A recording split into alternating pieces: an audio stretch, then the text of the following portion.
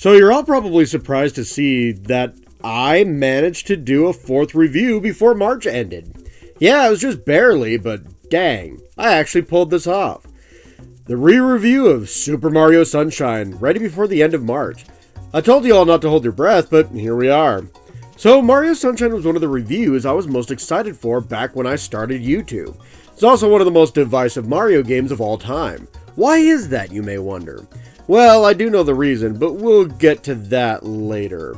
For now, let's just say that the game was possibly rushed, maybe to meet a bit of a deadline. That part I'm not so sure about, but it certainly feels that way playing the game sometimes. Still, this is one of the GameCube classics. Like many GameCube games, the game is associated with the dolphin, having the entire island shaped as such.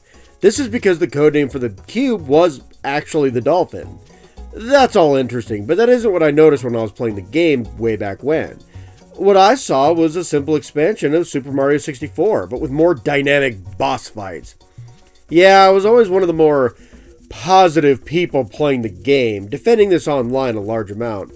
Still, I will defend that the game isn't horrible or even bad.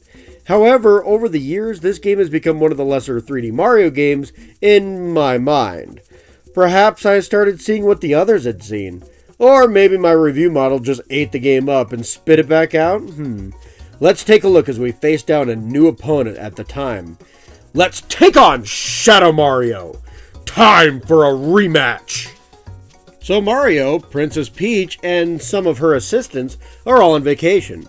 I guess Luigi got shafted, it looks like. Oops. He isn't really in this game. Shame, too. Anyway, when the plane lands, the gang finds a large plop of paint-like goop, literally burying part of the airstrip. Mario is supposed to go find help. Instead, he finds a portable water pump and decides to just clean the place himself. After spraying off the goop, it turns into a monster and Mario manages to defeat it. After collecting the very Power Star-like collectible, the Shine Sprite, from defeating the monster, Mario is immediately arrested. Turns out, a lookalike is causing all the pollution and graffiti, and due to this, all the Shine Sprites in the island that the island uses to survive are gone. Lovely. The only real issue is that the imposter is completely blue. Oh well. Mario's charged with cleaning the island, which he'll have to do to prove his innocence anyway. Yes, there are times where obviously two Marios are running around. However, some of the Pientas clearly make reference of just using Mario to fix their issues. Not all of them are bad. There's one Pienta running this Pienta village. He seems like a decent guy. And the Noki people are usually more than willing to actually help when they can. Eventually, you find Princess Peach was kidnapped by Shadow Mario. After chasing after him, you end up in a huge amusement park. After a fight with the large mech of Bowser, you find out that the imposter is none other than Bowser Jr., and then he seems to think Princess Peach is his mother. Peach seems confused, Mario seems confused, Bowser Jr. is clearly confused, and Jr. takes off to a nearby volcano on the island. Now, what's left is to stop Jr.'s influence on the various locations of the island. He does slightly different things in each area, but basically creating enemies and pollution. After you clean enough pollution and stop enough painted minions, Shadow Mario will show himself and you can defeat him in a chase. Yay? Do this for each of the main areas and Junior will flood Delfino Plaza, the main hub world, and you can chase him into the volcano finally. Eventually Mario finds Peach, Bowser Jr., and Bowser himself all hanging out in a big-ass hot tub. I guess with Junior getting pushed out, it's time for Dad to come and fight.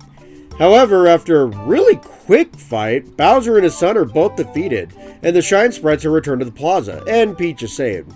Flood, the robotic part of the water pump, dies briefly, but even that doesn't last. Time for the actual vacation to begin, and even though Mario never actually proved his innocence?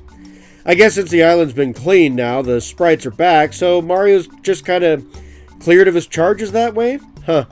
Law is weird. Overall, though, I think the writing is perfectly fine. Sure, some of the Pientas are jerks, but not all of them are. And some just want your help in a sticky situation. Now let's move on to the looks of this game, and holy crap, let's look at this game. First thing, Mario Sunshine looks very impressive for an old GameCube title, especially in HD. Like, honestly, you can see heat air in the game. The water graphics look amazing as well, and some of the locations are so beautiful that it is stunning for that generation of graphics. Don't get me wrong, there are better graphics out there for sure, but this was the GameCube era. The graphics hold up shockingly well. The only real issue is the beaches. There's a lot of them. There is a small beach area in Delfino Plaza, Piano Park, and there's even a beach area in the hotel level. You spend half of each of these levels in the beaches. To be fair, they look different enough, but it's still a bit much. Then there's Gelato Beach, which is an entire beach level because why not? Overall though, I still like the look of the game. Rico Harbor is a bustling harbor area with some boats, girders, and fishing. Bianco Hills is a lovely little windmill village with a lake. The actual park and the hotel look rather nice. And Pianta Village is on a giant tree, which does look admittedly really cool. Noki Bay is my favorite though when it comes to the looks. It has beautiful purple, toxic water through most of the missions, and the ruins look great. Also, some of the more iconic enemy designs actually come from this game too. Petey Piranha is a Mario staple now, and Gooper Blooper was pretty popular at the time. Shadow Mario and Bowser Jr.'s design are pretty iconic, and Mario and Peach have more summered clothes on, which is a nice touch.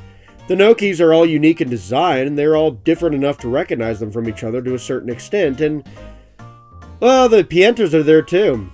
They're just blorbs of color shaped human. Reminds me of a face from Nick Jr., but full-bodied. Kind of reminds me of Bob-On's design too, you know, Bob-On's kindergarten. Anyway, if it obviously wasn't for their clothing, I probably would never be able to tell them apart. Still, simple works for Mario. Oh, and then there's the music. Like always, Yoshi adds some drums when riding him, which is nice. Overall, I don't mind the music here at all. Rico Harbor and Delfino Plaza music is fantastic. But outside of these, I don't remember much of the music offhand without listening to it again. The Secret Course music is a remix classic. Bianca Hills has nice vibes. It's all pretty peaceful and atmospheric if I'm on it. This isn't a bad thing. It gives the music a more resort and beach vibe, which works well with this game. This makes the soundtrack less memorable though compared to something like Mario 64 or most of Mario Galaxy. The voice acting isn't terrible though. I will admit, hearing Bowser speak straight English is just awkward. The rest is perfectly fine. Mario, Peach, Toadsworth, and even Bowser Jr. talk and sound pretty decent overall. Not even saying Bowser's voice acting is bad, it's just weird hearing Bowser speak. It makes my brain kind of cringe. Still, interesting take on things though. This game looks and sounds great. Sure, I'm not going to listen to the OST on my spare time, but listening to it while playing the game works very well. While the music is nice and the game looks great, I'm not going to lie, playing the game makes me want a smoothie to detox and de-stress. Mario does not have precise movements. And when I say that, I kind of mean the opposite. Mario moves very precisely to the point where controlling him doesn't feel fluid at all and causes some issues. It isn't super bad by any means, but it can be annoying when you're trying to do specific tricks and they just don't work due to Mario's awkward movements. The good news is, Flood is here. Flood has a few nozzles that work in your favor. One of them just sprays water. This works for quick attacks to harm or push back foes, and it also works with cleaning up gunk. The machine's second main function is allowing Mario to hover for a bit. Yes, it can clean and attack too, but it's mostly used for jumping. This allows you to fix jumps in case, Mario doesn't make it very well. Or if you messed up, since, overcorrecting is super easy in this game. Hooray. Flood can also gain some special nozzles as well, but they're rarely used in the main game. The rocket nozzle allows you to blast off high into the sky. This is useful, but not as good as the hover nozzle, and since it replaces the hover nozzle, this makes it more situational. It's only used once in the main game, I think, towards the end. Mostly as a method of fighting Bowser with the super ground pound. That's about it. Outside of that, I don't think there's a Shine Sprite that really needs this specifically outside of the optional ones. The Turbo Nozzle is worse. Sure, it's the most fun of the nozzles, but it doesn't actually do much at all. Outside of some Shine Sprites in Delfino Plaza, this thing is nearly worthless. Again, super fun to mess with because it blasts you in one direction, and it basically gives you a huge speed boost. But the majority of actually use for it is more or less just with some specific blue coins, and that's about it. Shame. Now for Yoshi, he can't touch water in this game. I guess this version of him is made of paint, but he can spit stomach juices out and defeat certain barriers. Yeah. He needs a supply of fruit, but the amount of juice that one fruit gives you is pretty generous. He runs out of juice in his stomach, he'll despawn. So overall, Mario has a lot of tools at his disposal, but his base movements aren't super fun or intuitive. I think part of the issue is he doesn't jump very far. Yeah, precise movements, and then he's jumping really shortly. Without the hover nozzle anyway. Long jump? Oh, like for Mario 64? Oh yeah, that don't exist here. He has a dive jump still, which can get some more distance, but this naturally is unruly and difficult to aim. So yeah, that's fun. Oh, and yeah, it gets better. For the record, there are levels that you'll have to play in order to beat the game, in which you won't have your little water pump buddy. These are going to be pretty difficult for most players because Mario's movements are limited, more so than in previous and in future games when this happens. They aren't impossible, but they can be annoying depending on the platforming you suddenly have to do without FLUDD. However, the rest of the levels are fine. You normally deal with whatever problem Shadow Mario created until about the 7th mission of the area. Then you fight Shadow Mario. He's incredibly acrobatic, but he doesn't actually do much to attack you. He gets slightly more aggressive in later levels, but nothing too demanding. After you beat him in every level, you basically open the last area. This volcano needing a boat ride to progress. Don't get me wrong, the platforming will also burn through a life or two if you let it. But the boat is the worst thing ever. You have to run the boat by spraying water to move and steer the damn thing. Steering never made sense to me in this game. When it seems like the boat should turn, it'll randomly go backwards instead. Then the final fight with Bowser, which isn't actually too difficult. However, the other levels have much better paced and much better boss fights. You have fights like Petey Piranha, which is an interesting fight, as well as Gooper Blooper, and I actually love the Wiggler fight from Gelato Beach. Eely Mouth is actually the toughest boss fight. It can be quite annoying. King Boo is somewhat luck-based, but fun regardless. Yeah, I'd say the boss fights are a lot better this time around for sure, but the levels aren't bad either. They can be a bit tricky too sometimes, though. Some of the Shine Sprites use a decent amount of platforming and exploration, while some of them are just straight rescue missions, but overall, none of them are super taxing excluding 2. The Phantom Manta Ray boss fight in the first hotel mission can be brutal if you aren't prepared with what to do. Basically, you spray the thing, it splits up, and becomes more and more aggressive as you do so, and eventually it gets kind of hard to dodge these little guys. And then there's the Chucksters mission in Pienta Village. You don't have FLUDD for this one, and you basically have to aim characters which are throwing you. Oh my gosh. Yeah, it's frustrating to say the least. You don't know where these guys will actually throw you until you talk to them. Sometimes they'll hoist you over the edge, to your doom. Thanks, guys. But overall, none of the Shine Sprites are too terrible. The hardest ones are sadly the very optional ones. So let me explain by what I mean by optional. Like Mario 64, you don't have to get every Shine Sprite in the game to beat the game, just like the Power Stars. However, there's a bit of a stark difference. In Mario 64, you can get any star you want and get to the end of the game, as long as you beat Bowser along the way and collect 70 stars. Here, You have to specifically beat missions 1 through 7 in every level, regardless of how many Shine Sprites you actually get outside of these missions. Here's the deal. Every level has a mission 8, allowing you to fully enjoy the vacation spot or some type of festival the area happens to be holding. These lead to the most annoying missions ever. Watermelon moving with annoying birds. Bird-like things anyway. Target practice on a roller coaster. Yoshi making platforms from fish. Then there's the secret shrines. Each level has 2 of these. They are normally either incredibly well hidden to almost needing a guide, or they're associated with one of the secret levels.